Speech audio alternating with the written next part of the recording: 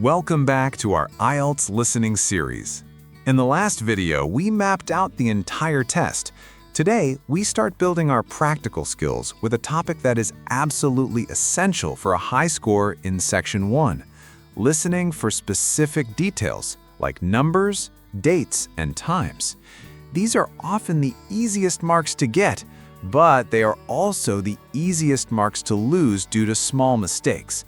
By the end of this video, you'll have the techniques to catch these details accurately every single time. Let's dive in. Let's start with the number one trap that catches so many students: the difference between numbers ending in teen and T. Is it 15 or 50? 18 or 80? The secret is not just in the ending, but in the word stress. Listen carefully. For numbers like 13, 14, 15, the stress is on the second syllable, the teen part. It's a longer, more emphasized sound. 13. Now listen to the T numbers. 30, 40, 50. The stress is on the first syllable. It's a shorter, sharper sound. 30. Let's listen to a few pairs. Pay attention to the stress. 13, 30, 18, 80, 19, 90. Hearing that difference in stress is the key. Practice this and you'll never fall into this trap again. Next up is dates. The good news is that IELTS is quite flexible here. If you hear the 10th of June, you can write it in several ways. You can write 10 June, 10th June, or June 10. All are usually accepted. My recommendation? Keep it simple. 10 June is fast to write and perfectly clear. The most important thing is to listen carefully. If the speaker says the month, you must include the month in your answer. Writing times is similar. If you hear 8:30 in the morning, you can write 8:30 a.m. or 8.30. Using the digital format, like 8:30, is often the safest and quickest way.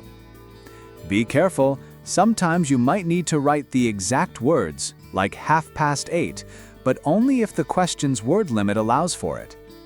Also, listen for AM or PM. If it's specified, you might need it. You might also hear the 24-hour clock. For example, the flight departs at 14:30, which you would write as 14:30. Phone numbers and postcodes test your ability to switch quickly between numbers and letters. For phone numbers, speakers often pause between groups of numbers. Write down the first chunk, then get ready for the next. Listen for words like double or triple. For example, 77 means you write 77. And remember, the number 0 is almost always pronounced O in a phone number. Postcodes are a mix of letters and numbers.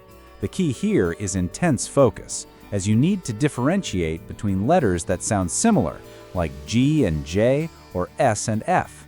My advice is to write letters in capitals to avoid any confusion between, say, a lowercase s and the number 5. Okay, it's time to test your skills. Get a pen and paper. I'm going to play 5 short audio clips. Your job is to write down the information you hear. Are you ready? Let's go. The membership fee is £80 a year. Your appointment is scheduled for the 21st of March. The workshop will start at 9:45. You can reach me at 077 009 42. The postcode you need is WS84PJ. All right, how'd you do? Let's check the answers. Here are the correct answers. For number 1, did you hear the stress on 80?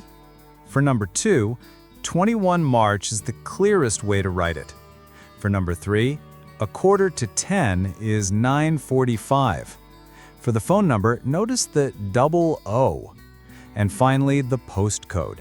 Check your letters carefully. Did you get G instead of J? S instead of F? These are the small details that matter. To sum up, catching specific data is all about active, focused listening. Train your ear for the stress in numbers.